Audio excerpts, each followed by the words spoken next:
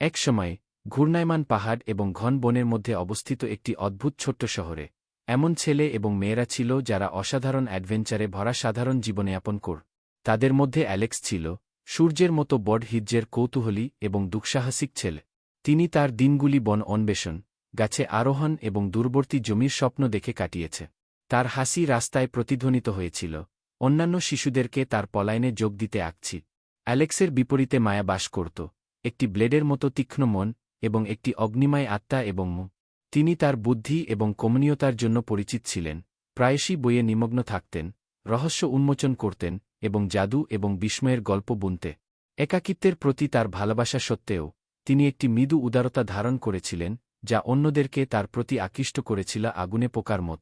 তাদের পথগুলি এক রৌদ্রোজ্জ্বল বিকেলে অতিক্রম করেছিল, যখন অ্যালেক্স একটি বইয়ের পাতায় হারিয়ে যাওয়া নদীর তীরে বসে থাকা মায়ার উপর হোঁচট খেয়েছি। তার শান্ত আচরণে কৌতূহলী অ্যালেক্স একটি দুষ্টু হাসি দিয়ে তার কাছে গে কোনো মুগ্ধকর গল্প আজ আপনার দৃষ্টি আকর্ষণ করেছে, তিনি জিজ্ঞাসা করলেন, তার চোখ কৌতূহলে জ্বলজ্বল করছে। তার আকস্মিক চেহারা দেখে চমকে উঠে মায়া উপরের দিকে তাকাল, তার দৃষ্টিতে সে এর মিশ্রণের সাথে মিলিত হয়।